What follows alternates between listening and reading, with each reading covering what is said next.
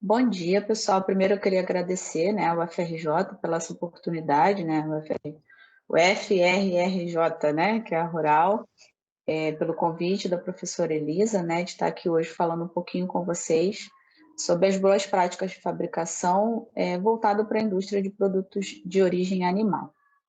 Falando um pouquinho de mim, né, quem é a Sabrina, né, eu sou engenheira química, né, pela Unigran Rio, técnica em alimentos pelo Senai de Vassouras e tenho especialização em sistemas de gestão integrados, normas, né, 9001, 14001, a OSAS 18001, a ISO FSSC 22000, né, voltada para a segurança alimentar, e a ISO IEC 17025, que é voltada para laboratórios. Sou Green Belt, né? Tenho aí dentro das minhas competências, dos meus projetos aí, gestão de projetos Lean Sigma, né? Participei de muitas auditorias, né? Auditoria de todas as normas que eu já mencionei, auditoria de requisitos legais, auditorias específicas, né, nos locais onde eu trabalhei. Sou líder de segurança alimentar, já, né, liderei a implantação de APPCC e BPF em algumas fábricas. Trabalhei muito com rastreabilidade, né, durante a minha trajetória e com gestão de risco, né. Hoje eu sou supervisora de qualidade na nova fábrica de salsicha que está sendo construída em Seropédica, né, aí próxima da Rural. Sou supervisora de qualidade e tenho aí uma trajetória pela Leão Alimentos e Bebidas, onde eu trabalhei muito com néctares, mas desde concentrados, lácteos, energético, né? Uma gama aí grande de produtos.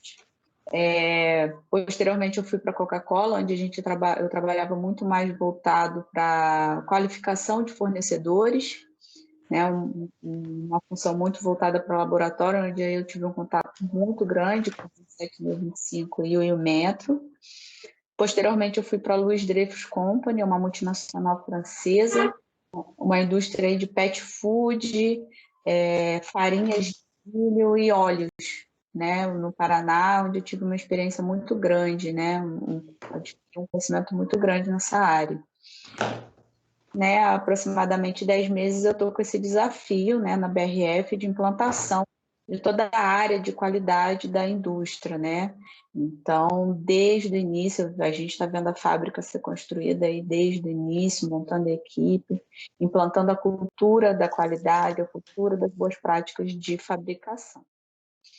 Falando um pouquinho dos temas que a gente vai tratar aqui hoje, eu vou falar um pouquinho sobre o consumo de carne de uma forma geral, né? O MAPA, o Ministério da Agricultura, a história dele no Brasil, né, que hoje é o órgão, né, que fiscaliza, que toma conta dessa parte de carnes no nosso país. Um pouquinho sobre as legislações, normas, né, a base do que a gente trabalha na indústria de carnes. Um pouquinho sobre boas práticas de fabricação, né, conceitos. E aí a gente entra realmente nos preceitos das boas práticas de fabricação, sempre pensando na indústria de carnes, né, que é o que a gente vai tratar aqui um pouquinho hoje. Os desafios e o futuro aí do que a gente tem para frente, né, para os próximos anos.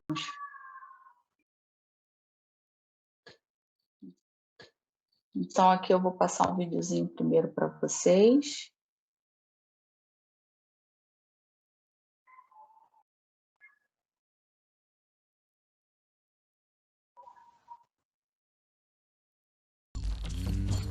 Carne, para os nossos antepassados, não era importante. Eles só coletavam o que encontravam para comer e pronto.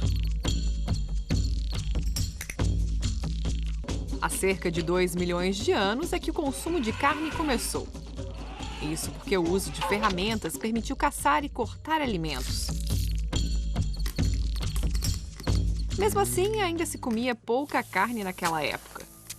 Só na Antiguidade Tardia é que o consumo aumentou, de 20 a 30 quilos por pessoa por ano. Aos poucos, os humanos começaram a criar animais para o abate. Os porcos, por exemplo, comiam restos de comida e frutas que encontravam na floresta. Eles quase se sustentavam sozinhos. De tempos em tempos, dava para matar um porco para comer. Até o início da Idade Média, o consumo de carne quintuplicou. No fim do primeiro milênio, a população cresceu. As pessoas começaram a cultivar alimentos. Na Alta Idade Média, cada pessoa ingeria cerca de 40 quilos de carne por ano, principalmente os ricos. Mas então a peste chegou ao continente europeu e dizimou um terço da população. Ou seja, passou a haver mais espaço para a criação de animais, que acabou crescendo. O ponto alto do consumo foi em 1500. Na Alemanha, o consumo era de 110 quilos de carne por pessoa. A grande oferta de alimentos proporcionou um boom na população, que em 300 anos triplicou. Foi quando a oferta de carne diminuiu. Por causa de um pequeno período glacial, houve menos carne e também alimentos vindos da agricultura. No início do século XIX, o consumo era de 14 quilos por pessoa por ano. Nada era desperdiçado, o que não era consumido na hora acabava sendo seco ou defumado. A industrialização e novas tecnologias mudaram a agricultura. A carne agora podia ser importada de outros lugares do mundo, isso graças à refrigeração. Depois de certa estabilidade no período das guerras, o consumo de carne na Europa voltou a crescer e chegou aos 50 quilos por pessoa. O próximo passo foi a automatização chegar aos estábulos e, a consequência disso, a pecuária em massa. A carne passou a ser oferecida a preços baixos. Nos anos 70, comer hambúrguer e cachorro-quente virou moda. Paralelamente, começaram também os protestos em prol dos animais. Mas isso não teve influência no consumo de carne, mesmo com escândalos envolvendo carne e doenças relacionadas a ela, pelo menos na Alemanha.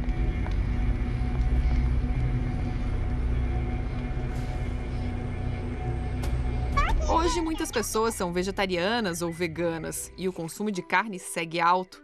São mais de 78 quilos por pessoa anualmente no Brasil. O país é um dos que mais consome carne no mundo. Está na hora de pensar sobre o assunto.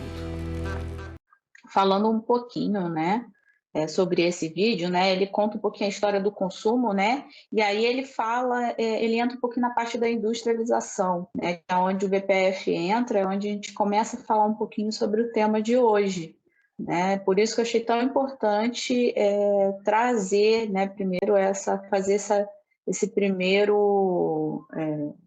esse primeiro vídeo aí com vocês. E quando a gente vai para a industrialização, a gente se pega na necessidade de fiscalização, né? Sabendo que os alimentos eles podem ser uma grande fonte de contaminação e podendo gerar mortes, né? Então, falando um pouquinho, né, sobre esse vídeo, né, ele conta um pouquinho a história do consumo, né, e aí ele fala, ele entra um pouquinho na parte da industrialização, né, que é onde o BPF entra, é onde a gente começa a falar um pouquinho sobre o tema de hoje, né, por isso que eu achei tão importante trazer, né, primeiro esse primeiro vídeo aí com vocês. E quando a gente vai para a industrialização, a gente se pega na necessidade de fiscalização, né? Sabendo que os alimentos eles podem ser uma grande fonte de contaminação e podendo gerar mortes, né? Então, e quando a gente vai para a industrialização, a gente se pega na necessidade de fiscalização, né? Sabendo que os alimentos eles podem ser uma grande fonte de contaminação e podendo gerar mortes, né? Então, surge o MAPA, né? O Ministério da Agricultura. Falando um pouquinho sobre o Ministério da Agricultura, que é o que rege aí, a área de carnes no nosso país, ele começa lá em 1860, né? Com a criação de uma secretaria, na verdade, era uma Secretaria de Estado dos Negócios da Agricultura, Comércio e Obras Públicas. Então, vocês vejam que naquele início, lá em 1860, não se pensava tanto voltado ainda, a gente estava muito engatinhando no Brasil para a industrialização, né? E aí, em 1915, né, quase 50 anos depois, viu-se a necessidade de criar um serviço de inspeção, realmente, né? Então, de início, foi um serviço de inspeção pastoril. Por quê? Né? Porque era muito voltado lá para o campo. E aí, em 33, esse serviço evoluindo, ele se tornou o CIF, que é o Sistema de Inspeção Federal, que é o que a gente tem até hoje, né? Que é o órgão que fiscaliza, né, os abatedores, as indústrias industrializadoras de carnes, né? Então, é o órgão hoje que preza, que ajuda, que auxilia, né, as indústrias no atendimento aí da qualidade que o mercado exige. Em 1973, a gente tem a criação da Embrapa, né?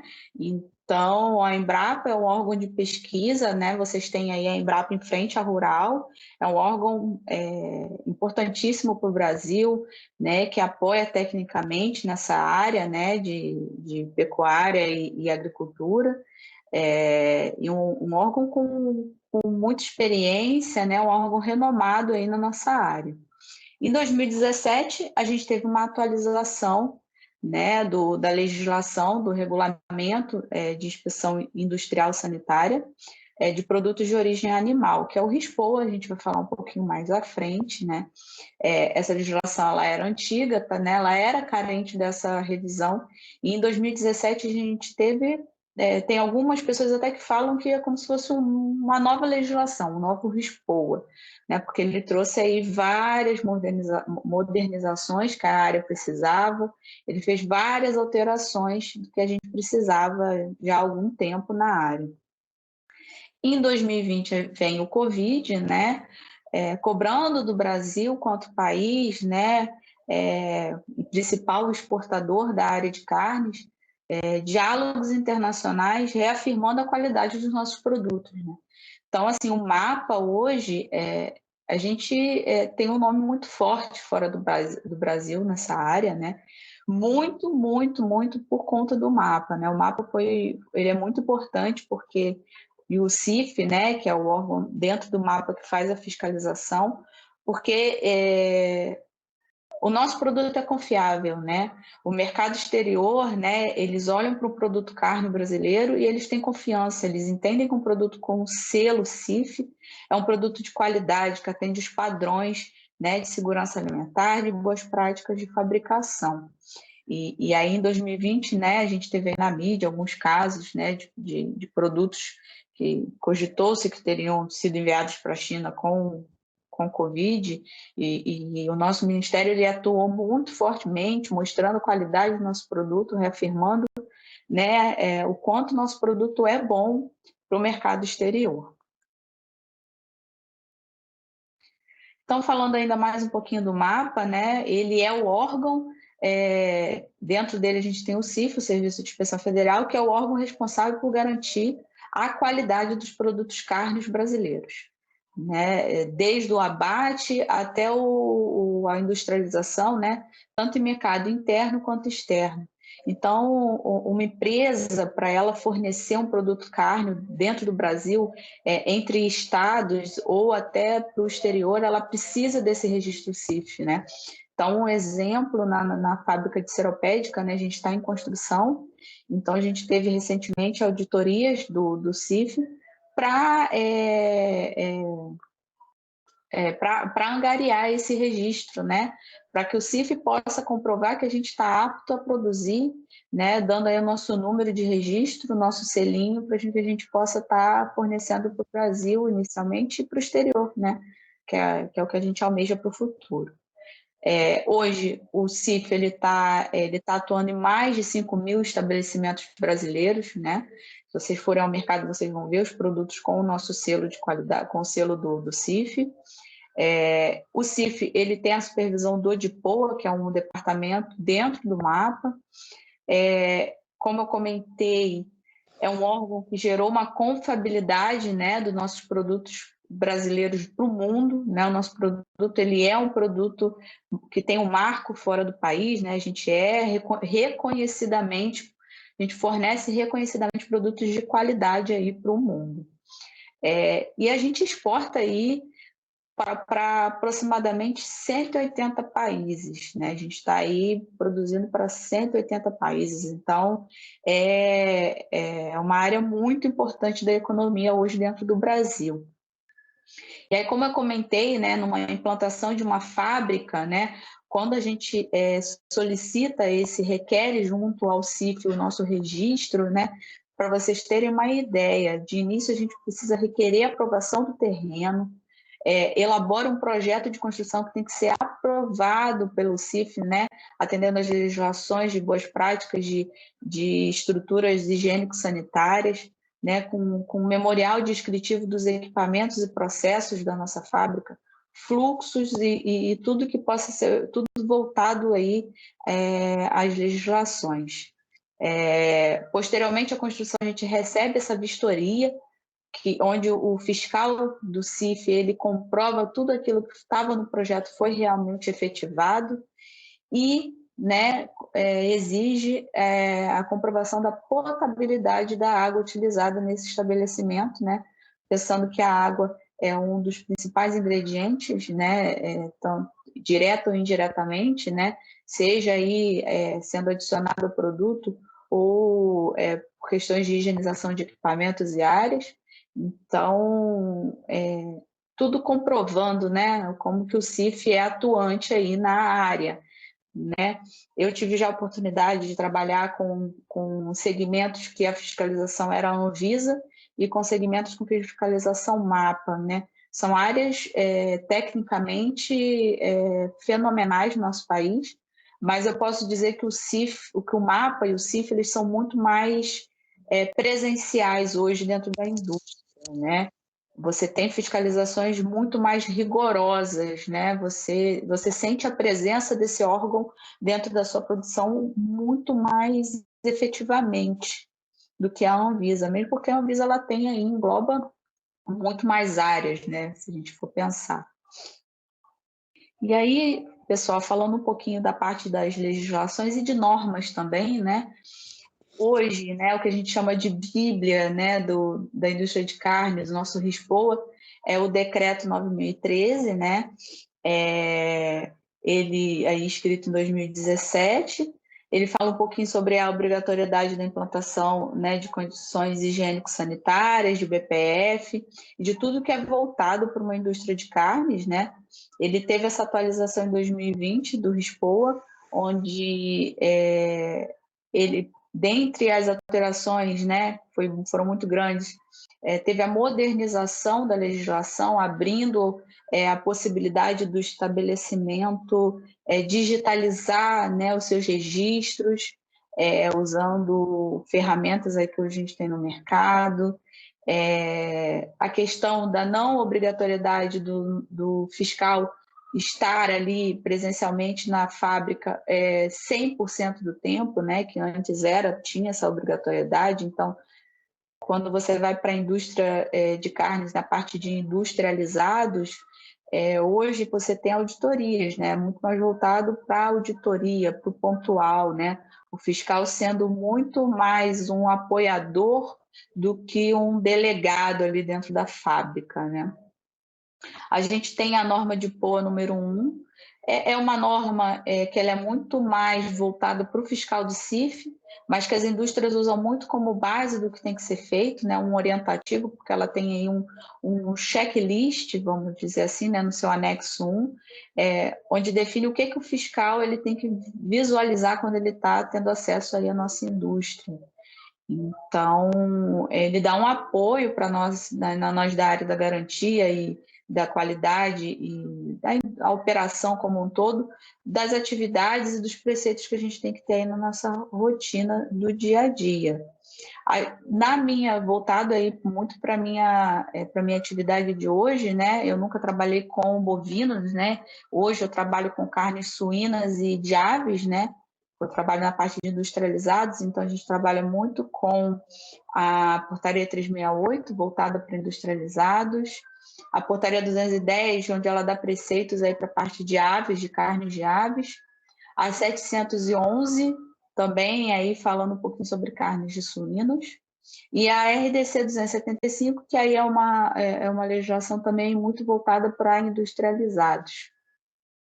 E falando um pouquinho de norma, né, porque o que acontece, né, a gente tem as legislações, mas pensando na indústria, né, por muitas vezes a gente tem muita dificuldade de entender a aplicabilidade dessa legislação, né, como implantar essa legislação na nossa rotina.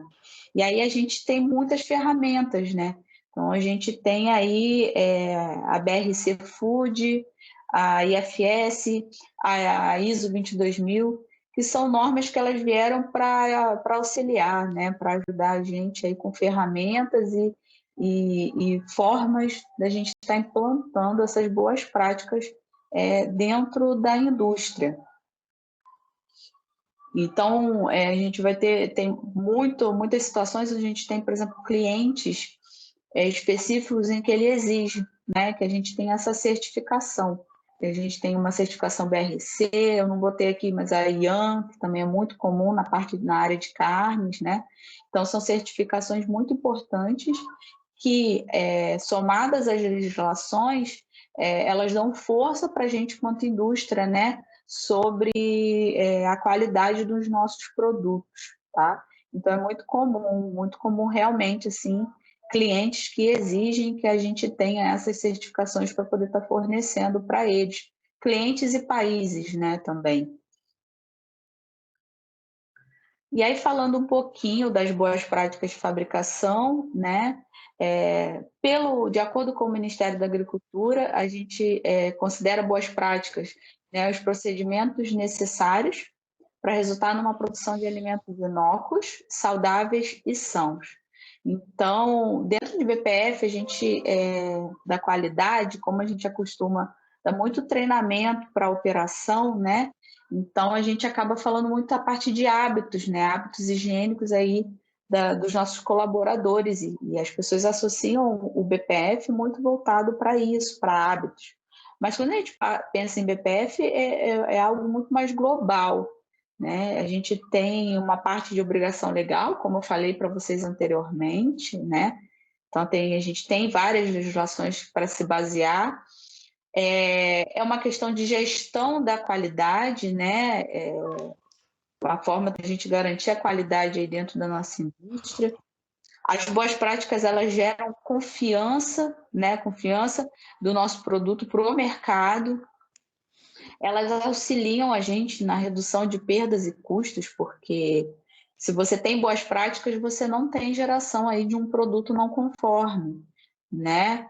Você não vai precisar, na frente, segregar um produto por uma contaminação microbiológica se você atende às boas práticas de fabricação, né? Produtividade, porque de mesma forma, se você executa, por exemplo, uma higienização de forma correta, você precisa de menos higienizações, né? Se você faz uma higienização, vamos botar assim, meia boca, você vai precisar parar com mais frequência para fazer novas higienizações, né? Então, também tem uma relação muito grande com a produtividade. E o fortalecimento da marca, né? Como eu mencionei já também para vocês, né? Porque uma marca, né, que é reconhecidamente uma empresa que preza pela qualidade, que tem a qualidade como seus preceitos, é uma marca que apresenta mais confiança para o mercado, né? Então, hoje, pensando em indústria, né, existe uma parceria muito grande da área de qualidade com a área de operação, né? Eu falo por mim, quando eu entrei no mercado de qualidade, quando eu entrei na área de qualidade, existia muito aquela coisa assim, né? A qualidade está aqui, produção está aqui, são áreas separadas, a gente atrita quando não concorda com alguma coisa, e é cada um por si. E hoje eu vejo um direcionamento do mercado para que a qualidade, a área de qualidade, ela tenha uma relação de apoio técnico realmente para a produção, né? A gente trabalha hoje muito com gestão de risco, com sistemas de excelência operacional, com Green Belt, Black Belt, né?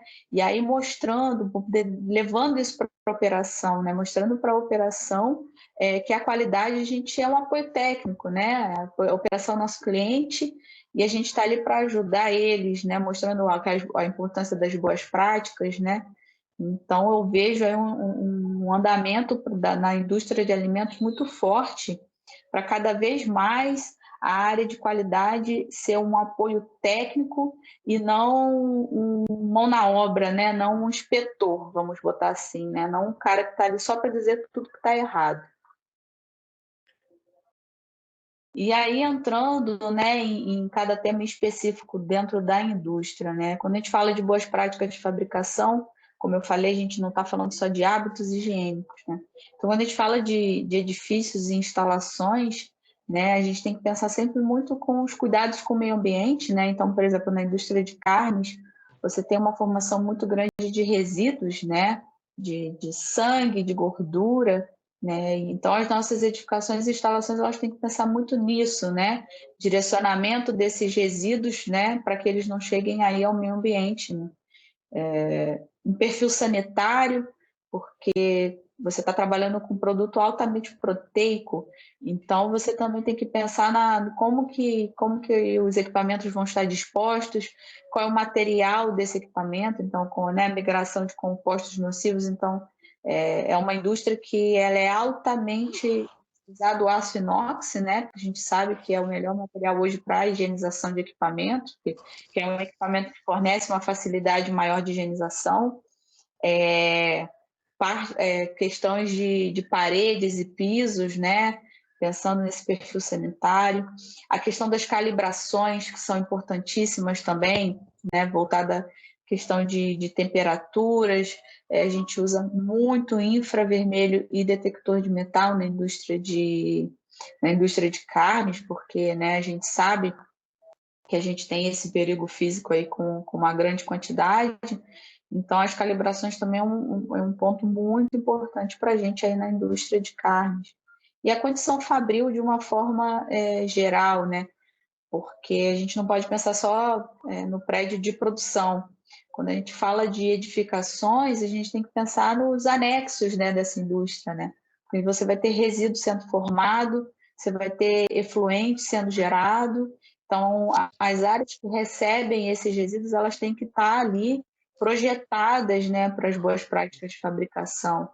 Quando eu faço uma central de resíduos, eu tenho que pensar em quais resíduos eu vou ter ali, se esses resíduos vão me trazer fontes de praga, se essa área está preparada para receber essa gordura e esse sangue que vai ser gerado, né? Então, edifícios e instalações é algo muito importante aí quando a gente fala na indústria de carnes. A parte de higienização, né? Então, quando a gente fala de higienização, a gente não está falando só da atividade de limpeza em si, porque a gente também tem que pensar muito na parte dos produtos químicos, né? Que eles têm que ser registrados e aprovados para que a gente não tenha aí fontes de contaminações químicas aí no nosso produto, né? Pensando que também essa carne, esse produto carne, ele vai ter contato com superfícies, né? Então, a nossa higienização, a gente tem que pensar sempre, claro que você faz planos de higienização com tempos e concentrações para que você não tenha um residual químico no seu equipamento. Mas a gente está falando de um trabalho humano, então a gente está falando aí de um possível erro, né? Então, se o erro acontecer, né? Então a gente tem que pensar muito, né, no quais os produtos químicos a gente está utilizando na indústria, né? A gente tem empresas com nome forte no mercado que auxiliam bastante a gente nisso. E aí, falando de higienização, como é um ponto importantíssimo na indústria de carnes, a gente tem planos de higienização e validações, né, dessas higienizações, né, para garantir que você não tenha uma contaminação microbiológica, uma contaminação residual químico, para garantir que você não tenha formação de um biofilme nessa superfície ao longo do tempo, né? O perfil microbiológico de uma superfície com uma produção, uma fábrica nova e com uma fábrica mais antiga é completamente diferente, né? Então, também esses planos de higienização, eles não são padronizados, você não consegue pegar um plano e usar para qualquer indústria, né? São muito individualizados de acordo com os equipamentos e a estrutura que você tem. Quando a gente está falando da indústria de carnes no Brasil, de uma forma geral, a gente tem muita indústria antiga, né, gente? A gente tem aí, eu já tive a oportunidade de conhecer fábricas com 90 anos no sul do país, né? A gente trabalha com essa área há muito tempo, é uma área muito forte no Brasil, e aí você pega, às vezes, fábricas que não de épocas em que as boas práticas de fabricação não eram tão padronizadas e desenvolvidas, né? Você não tinha a base que você tem hoje. Então, quando você fala da higienização de uma fábrica dessa, é um trabalho grande, Normalmente você tem lideranças específicas para essa etapa no seu processo, né? Porque quando você está falando de higienização na fábrica de carnes, você está falando desde sanitização de ralo até corrimão, rodapé, né? Então é importantíssimo. E aí, quando a gente fala também, a gente está falando muito de monitoramento, a gente tem, na indústria de carnes existe muito esse conceito. Então, o monitoramento normalmente é o que a operação faz, né? Então, são essas limpezas, esses cheques, por exemplo, de concentração de químicos. E a garantia da qualidade, ela vem com o conceito de verificação, né? Aquilo que eu comentei com vocês de apoio técnico, né? De estar, né, com coletas microbiológicas, com coletas de carga orgânica através de ATP, né? De bioluminescência, e a garantia vem ajudando a operação nessa parte de higienização. E quando a gente fala de higienização também, é importante a gente frisar que a higienização ela é dividida em duas etapas. Você tem a lavagem, né, onde você usa aí normalmente sabões, espumas, né, para te ajudar, e a lavagem, em sua grande maioria, na indústria de carnes é manual. Eu tenho um histórico de indústria de bebidas. Na indústria de bebidas a gente usa muito o CIP, né? Clean in Place, né? Que você vai por tubulação. Então é tudo muito automatizado e muito mais simples.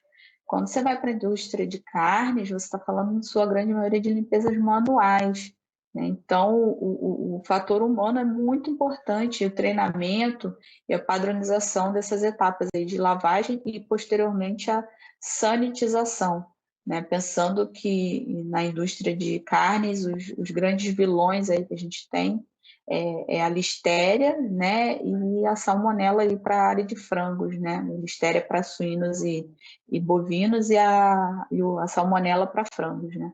Então, é uma etapa importantíssima na nossa indústria. Aí, falando da qualidade da água, né? No próximo slide, então a gente tem a portaria de consolidada número 5, que é a base para qualquer indústria de alimentos hoje para a água, né? É uma norma bem completa, né? Não considero ela de fácil interpretação, acho ela muito difícil. Acho que eles poderiam simplificar ela de alguma forma. Eu vejo uma necessidade grande de revisão dessa portaria, não no fator técnico, mas no fator de interpretação. E aí a gente tem que garantir que a nossa água, né, ela atenda essa portaria. O Ministério da Agricultura, o CIF, ele cobra isso da gente. E a gente tem que garantir também a procedência da nossa água e o tratamento, né? Então, a gente fornece aí para o CIF esses registros de análise, né, mensalmente, para que o CIF possa ter garantia do tratamento da nossa água. E aí um fator muito importante quando a gente fala de água, que eu já vi muita fábrica ter problema, são condições estruturais e higienização. Então é muito comum a gente ver assim, você tem um tratamento excelente, sua água sai da sua caixa d'água, cisterna, né, de acordo com cada fábrica nomeia, mas ela sai com a concentração de cloro correta, com a turbidez correta, tudo certinho. Aí você vai coletar no ponto de consumo e você tem coliforme. Nossa, Sabrina, o que aconteceu, né? Gente, a condição estrutural. É muito comum, fábricas mais antigas, você não ter uma planta de água correta, você não sabe as tubulações, você não faz uma higienização dessas tubulações, você não faz inspeção dessas tubulações com frequência. Então, a água sai correta da sua estação de tratamento de água, mas ela se contamina no caminho. Então, é outro fator importantíssimo que muitas pessoas, às vezes, não percebem, né? Às vezes tem muito problema de contaminação com coliformes aí na água por conta disso, assim, contaminação no meio do caminho, muito ponto morto em tubulação antiga, né? A fábrica, às vezes, começa no perímetro pequenininho, essa fábrica vai crescendo, você vai fazendo puxadinhos, e nisso você vai perdendo o controle dessas coisas que são tão importantes aí para as nossas boas práticas de fabricação. Falando um pouquinho de recebimento e de estocagem dos nossos insumos, né, dos nossos ingredientes.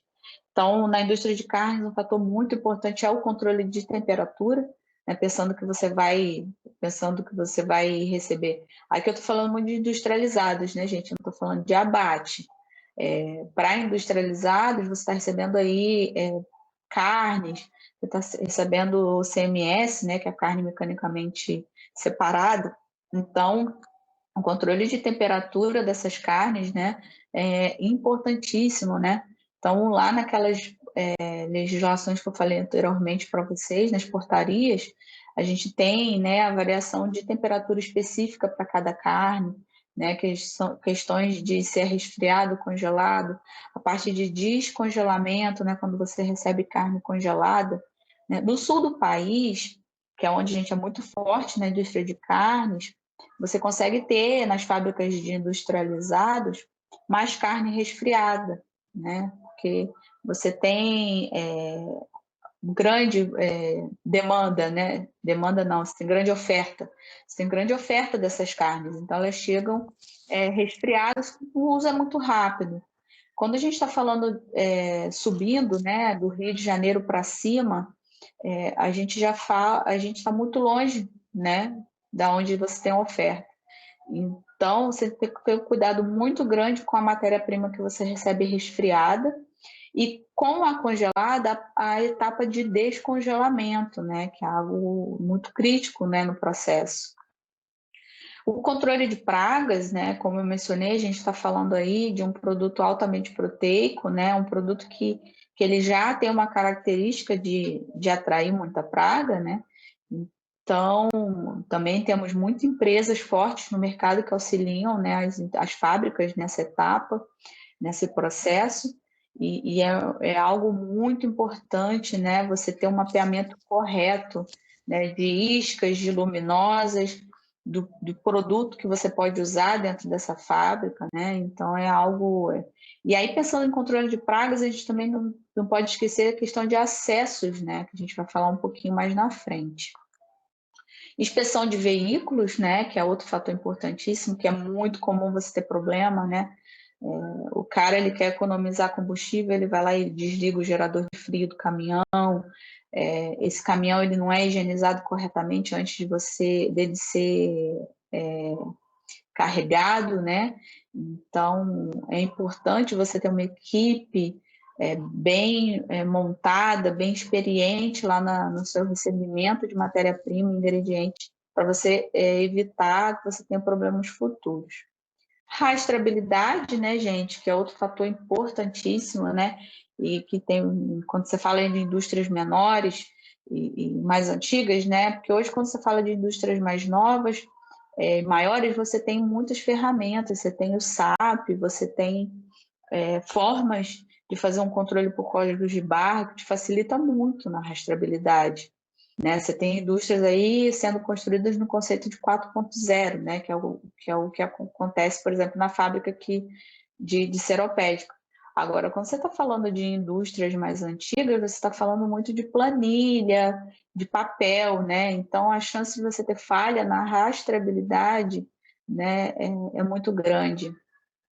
E os alergênicos, quando você está falando dos industrializados, você tem muitas fontes de alergênicos que são importantes serem monitoradas, né? Então, você tem uso, às vezes, de proteína de soja, muitos produtos que contêm sulfito, né?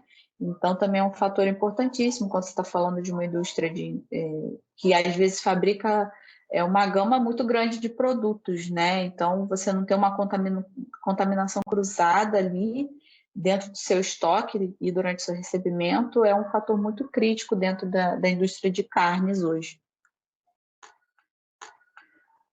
E a qualidade desse ingrediente, desse insumo que você está recebendo, né? Então, eu já trabalhei com algumas formas de homologação de fornecedores, né? Você tem a homologação contínua aí, muito voltada para análises laboratoriais, mas hoje eu vejo o mercado ele indo para uma direção muito mais de auditorias pontuais e homologação desses fornecedores, né? Você ter aí fornecedores em que você possa acreditar, né? Uma confiabilidade daquele fornecedor, né? Então, hoje a gente entende que é a melhor forma aí de trabalhar. Requisitos, né? Então, é muito importante você ter uma área que defina esses requisitos que são críticos para o seu ingrediente, né? Mesmo porque você não tem condição de inspecionar 100%. Então, é importante você entender o que é o fator crítico naquele ingrediente que eu estou recebendo, né? Então, normalmente você tem uma área de P&D que faz isso para você, que define essas especificações, quando você está numa empresa maior, né? Inspeções de recebimento, né? Então, assim, normalmente você vai ter análises que você consegue fazer na inspeção, naquele momento do recebimento, só que você vai ter análises que você não vai conseguir fazer para receber aquela matéria-prima. Então, microbiológicas, por exemplo, né? E aí a gente entra nessa questão dos monitoramentos, né? Então, você, com uma frequência, você coleta aleatoriamente, né, dentro da NBR de amostragem, você coleta amostras e você manda para essas análises, né? Seja salmonela, dependendo do ingrediente que você está recebendo.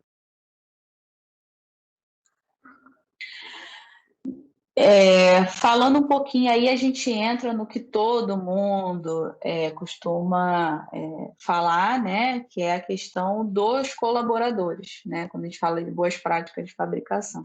Então, quando a gente fala aí do colaborador, da saúde, da higiene desse colaborador, é muito importante, né, os exames admissionais e periódicos. Na indústria de carnes, você tem uma manipulação muito grande, né, uma indústria onde o fator humano ele é muito grande, né, é muito importante. Então, você ter um colaborador saudável, um colaborador que não seja fonte de uma contaminação, é muito crítico, né? É algo muito importante, né? A prática da higiene pessoal, né? Então, também a gente tem aí várias práticas que a gente tem que fazer com esse colaborador, né? Voltado a banhos mesmo, a troca de uniforme, a higienização de mão e EPIs, né? Porque a gente fala aí muito, né? Eu até mencionei aí, mas a gente fala muito de uniforme às vezes e do colaborador, mas a gente esquece que esse colaborador tem EPIs, né? Então, não adianta eu falar para o operador, para o colaborador, para ele lavar a mão ao entrar no ambiente fabril, se após ele entrar, ele vai e coloca a mão num abafador, ele coloca, agora com máscara, ele coloca a mão na máscara e vai para o produto, né? Então, também é muito importante a gente lembrar sempre que o EPI ele é uma grande fonte de contaminação, quando a gente está falando aí contaminação cruzada, quando a gente está falando da indústria de carnes e de alimentos de uma forma geral. Atitudes e comportamentos, né? Então, quando você está falando do fator humano, você tem várias questões que envolvem, né? Você pode ter aí um colaborador que não está satisfeito, você pode ter um colaborador que ele não entende a importância do que está sendo cobrado, né? Então, a liderança e a qualidade, a gente tem um fator muito grande, né? E a gente tem aí um trabalho muito grande de conscientização para esses funcionários. E a gente não pode esquecer de visitantes e terceiros, né? Que também é algo que às vezes eu vejo que passa muito batido na indústria, né? O visitante e o terceiro, eles são fontes de contaminação da mesma forma que qualquer colaborador, né? Então, você tem que ter um trabalho de orientação para essas pessoas, né? Se for um terceiro fixo, esse terceiro fixo ele tem que ser tratado da mesma forma que um funcionário.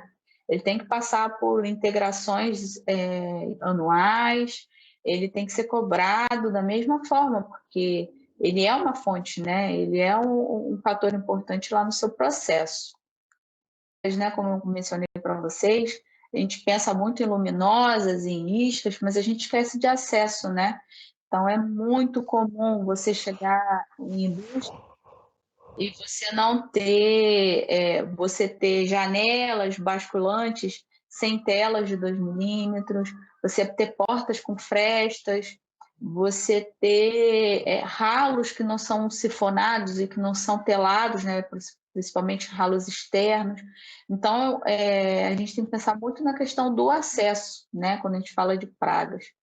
O resíduo, porque ele é uma grande fonte, então, na indústria de carnes, né, a gente está falando aí de fábricas novas, e a gente tem aí salas específicas para esses resíduos que não cruzem com produtos, né, com os insumos, com ingredientes dentro da fábrica. A gente tem que pensar nesses fluxos. O monitoramento, né, então é muito importante. Você vai ter normalmente um terceiro, né, uma empresa terceirizada que vai te auxiliar nisso. Então, é muito importante que você tenha aí registro nas áreas para que a operação, né, eles tenham onde registrar, porque quem está ali no dia a dia que vai ver essas pragas, né? Então, para que ele tenha como registrar, né, aquilo que ele vê, para estar apoiando essa empresa terceirizada na forma de atuação, né, para decisão. E aí, a partir desse monitoramento, a empresa terceirizada junto com a qualidade, a gente tem a possibilidade de avaliar tendências, né? Então, atuar nas áreas que são críticas, nas áreas que são problema. E não esquecer dos químicos, né, gente? A gente está numa indústria de alimentos. Então, o químico que você vai usar para controle de pragas é muito importante. Você não pode usar, por exemplo, dentro da fábrica, iscas para rato que sejam de grãos, né? Porque olha o risco disso chegar no seu produto final, né? No seu produto acabado. Então, você tem que pensar nisso tudo quando você está fazendo aí o manejo de pragas dentro da sua indústria. E capacitação também, gente, né? Capacitar o tempo inteiro, assim. Você vai pegar dentro da indústria de carnes, você vai ter picos, né, de contratação. Então, são equipes que têm uma rotatividade às vezes maior, né, onde você tem aí dificuldade, porque você tem que estar padronizando processos, né? Quando você fala de abate, por exemplo, você tem muitos cortes que são feitos manuais, né? São feitos pela operação. Então, essas pessoas elas têm que ter uma padronização, uma capacitação muito grande, né? Então, é um fator aí para as boas práticas de fabricação importantíssimo. A questão da cultura, né? A cultura das boas práticas, né? Então, a gente, quanto qualidade, a gente tem que pensar em ferramentas e a gente tem que ser criativo. Tem que ser criativo. Então, você usa muito Semana da Qualidade, você usa diálogos de qualidade, muita dinâmica, muita interação com a operação. Quando você fala de operação, são, principalmente na indústria de carnes, assim, dentro da fábrica, você não pode ter muita conversa, né? Até mesmo para evitar a contaminação do seu produto. Então, o pessoal fica muito carente de atenção, muito carente de um diálogo. Então, a gente, quanto qualidade, a gente tem que trabalhar muito essa oportunidade, realmente, né? De estar ali presente, de fazer esse apoio técnico, de conversas, né? De diálogo, para estar implantando essa cultura das boas práticas de fabricação dentro dessas equipes. Falando, né, da questão da manipulação higiênica. E aí um ponto que eu até coloquei aqui, que é meio recente, a gente vê muita norma indo para esse racional, né, agora, que é do food defense e do food fraud, né? E aí por que isso está vinculado com a equipe, né? Porque o food defense a gente está falando muito de pessoas, né? Então, tem, sei lá, um funcionário que está ele não está satisfeito, ele quer ser mandado embora. Então, esse cara ele pode chegar lá e propositalmente não lavar a mão e manipular meu produto, né? Então, a gente está falando aí do food defense. E do food fraud, eu posso ter um funcionário mal intencionado, realmente, às vezes até liderança, de um cara que pega lá durante a minha formulação e adiciona um sulfito acima do que a nossa legislação permite, para ele conseguir uma produtividade maior, para ele agilizar o processo dele. Então, você está falando de fraude, né? E está falando de pessoas, né? Ah, Sabrina, então, boas práticas, fala disso, fala, gente. Boas práticas de fabricação, então envolve tudo do que a gente está fazendo aí no nosso dia a dia. E contaminação cruzada, né? Então, sempre pensar em contaminação cruzada, né? O que eu posso fazer de diferente, né?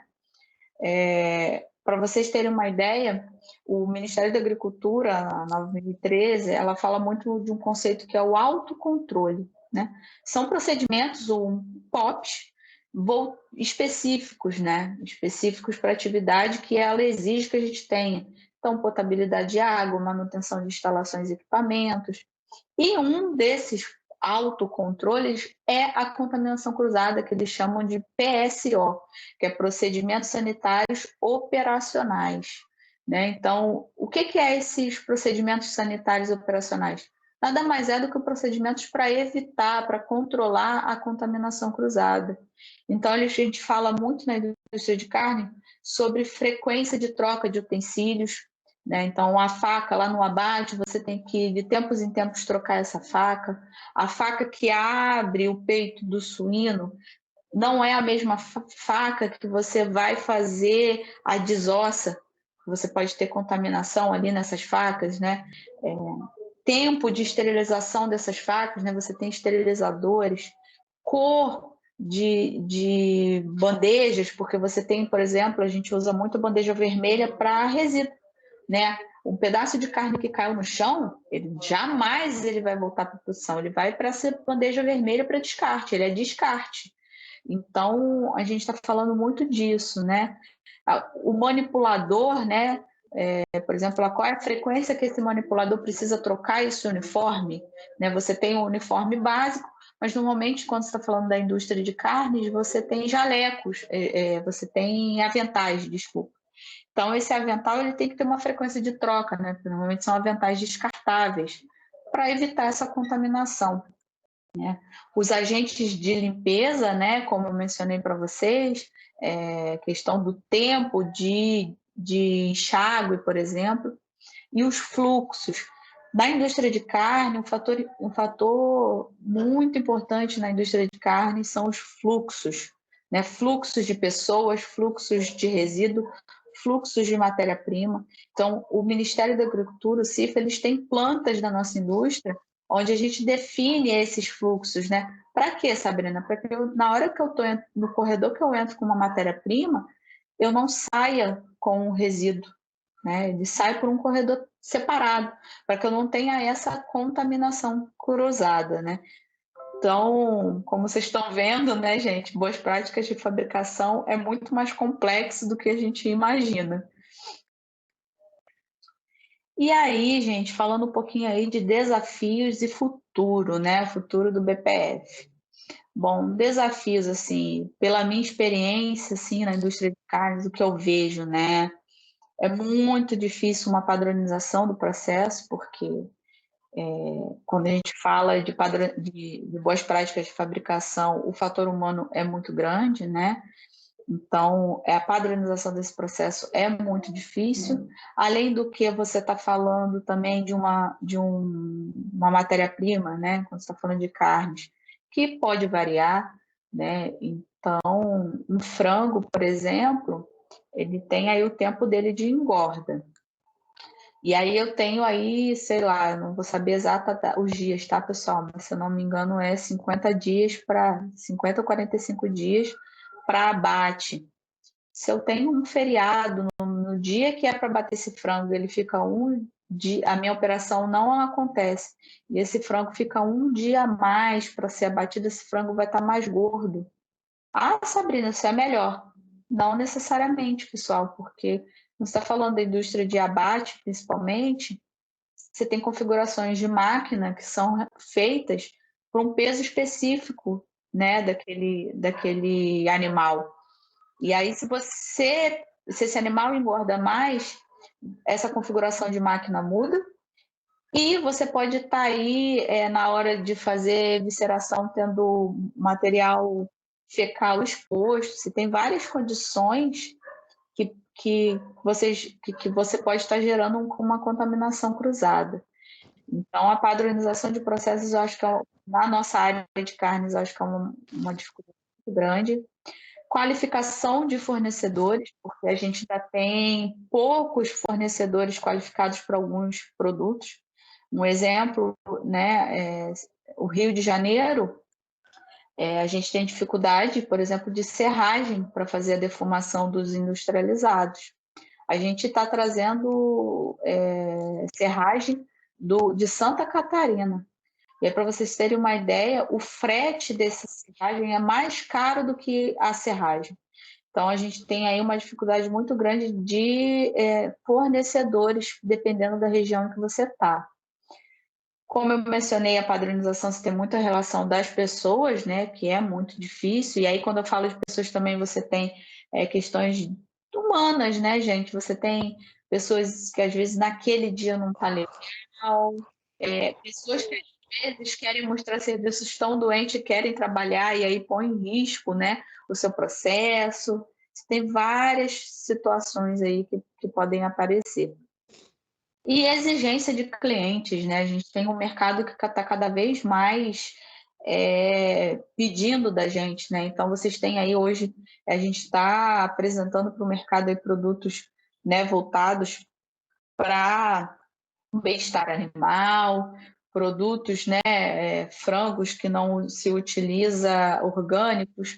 Então, a gente está aí desenvolvendo produtos para tentar atender a esses clientes, né, que estão cada vez mais exigentes. Falando um pouquinho de futuro, né? A gente tem aí, com a atualização do RISPOA em 2020, a gente tem aí a informatização dos processos, né? Então, a gente tem indústrias 4.0 nascendo, e aí o conceito de você fazer qualidade de forma digital, com cada vez menos papel, né? Você conseguir avaliar os seus processos, as tendências, né? Você consegue fazer um controle estatístico do processo mais eficiente. Gestão de risco, gente, a gestão de risco está cada vez mais forte no nosso mercado, né? E as normas e os processos estão cada vez mais voltados para essa gestão de risco, para você focar no que é importante realmente. E food safety, assim, food safety na veia mesmo, segurança alimentar, né? Então, quando a gente fala aí de micro-organismos, né, a gente procurando novidades no mercado, procurando tecnologias para evitar, por exemplo, né, a listéria, que é o nosso grande vilão aí na indústria de embutidos, a salmonela no frango, a gente também tem muita dificuldade, então a gente está indo para o mercado procurando tecnologias para garantir o food safety, para garantir a segurança. Então é isso, pessoal. Queria agradecer, né, a participação e aí eu acho que a gente vai ter um momento aí para tirar dúvidas, né? Podem, o que eu puder ajudar e falar com vocês, eu estou disponível. Muito obrigada.